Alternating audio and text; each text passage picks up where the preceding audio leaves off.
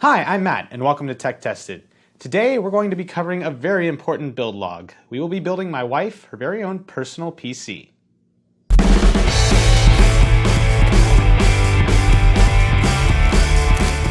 But first, our build of the week this week comes from Ed Inc., one of our forum users. Sorry if I got your name wrong. But he took our love of the Corsair Air 240 case and not only squeezed a fully custom loop inside of it, but also squeezed the entire build into a very tight budget. And for that, we commend you. If you need more details, check out our forum at techtested.io. So today, we are going to be building my wife's PC, and even though some of the internal components are relatively nice, not top of the line, but will definitely get the job done for her, what is the most beautiful thing about this build is the case.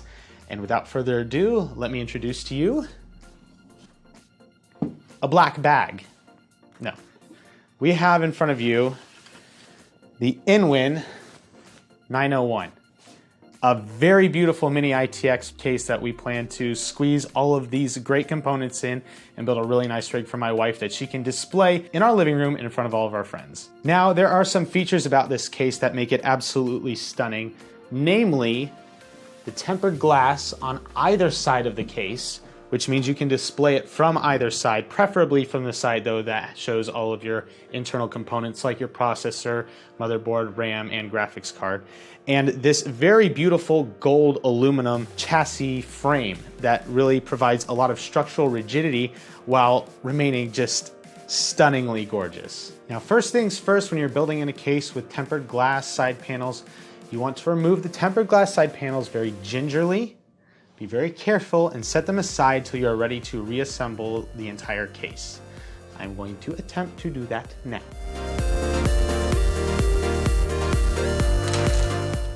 All right, now that we have the most terrifying part of the entire build taken care of, let's get around to assembling.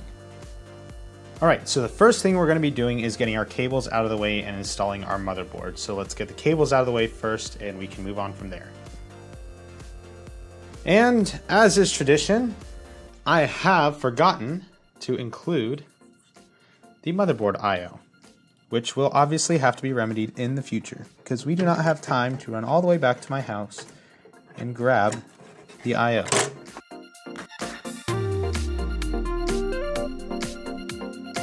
Now, the power supply I chose to use was the EVGA 750 GQ. Now, the reasons being predominantly I wanted something with black cables, modular or semi-modular, was between 650 watts, and was a good price. And guess what? This one won the title. Now, something to note is on the case here, if you can see it, it does show a little illustration showing that you want the fan facing up, noting that this will actually be utilized as an exhaust in the case instead of having the fan facing down, which is more common on cases these days.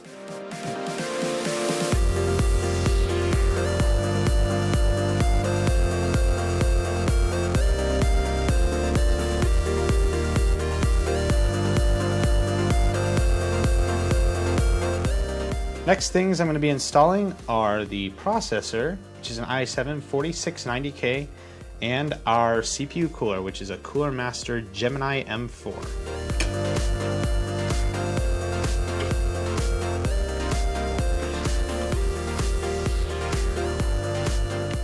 I have actually opted to install the RAM first because once the CPU cooler is in there, it will be virtually impossible to get the RAM in.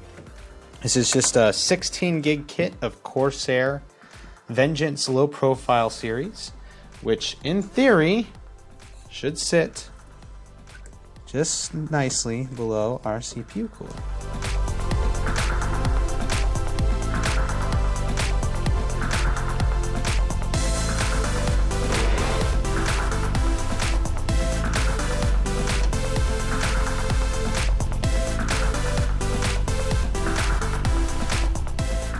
Despite the fact that it takes quite a bit of finesse, it actually went on relatively easily.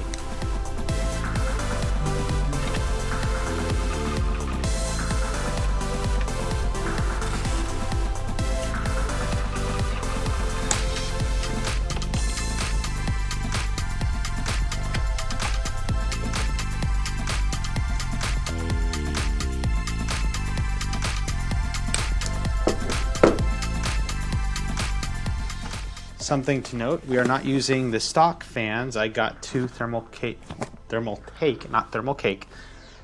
ring fans because I saw a computer build at one point in a Core 1000 that had a ring fan on it that looked just absolutely stunning. So I figured I would try that for this build because this build is a lot about aesthetics, just as much about aesthetics as it is performance.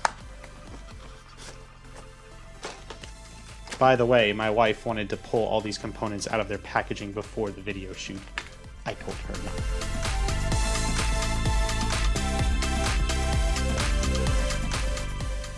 no. Now this is going to be tricky. Very tricky indeed. Extremely, extremely tricky.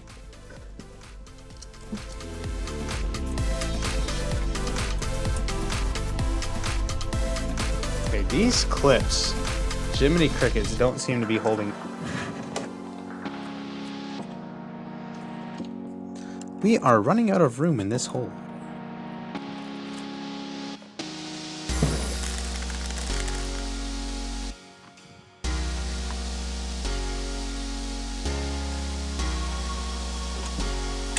Next step is the creme de la creme, our graphics card, which isn't all that creme de la creme. It's all right.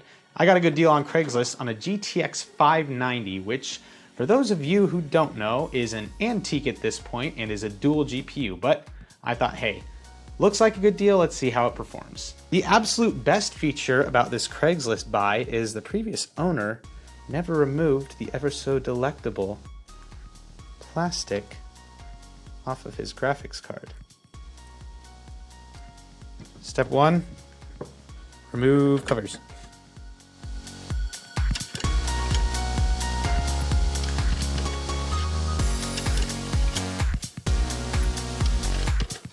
Step 2, insert outrageously massive graphics card. Ah, come on.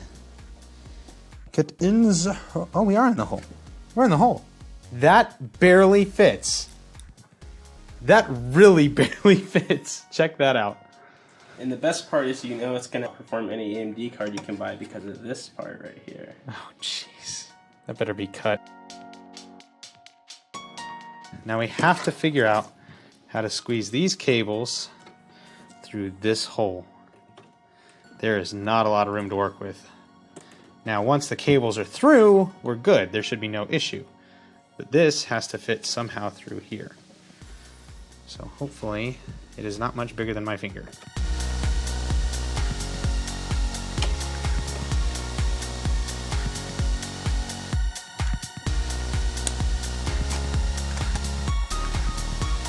Hey, Josh here. Some really bad news. I lost our footage of Matt's outro and the footage with the glass sides on. I'm really sorry about that. But either way, this was an absolutely beautiful build. It's a pricey case, but it looks positively amazing, and I think it's safe to say it's a great purchase if you can afford it. As always, don't forget to like and subscribe, follow us on Facebook and Twitter, leave a comment if there's anything you'd like us to cover in the future, listen to our podcasts wherever you find your podcasts, and check out our forum at techtested.io.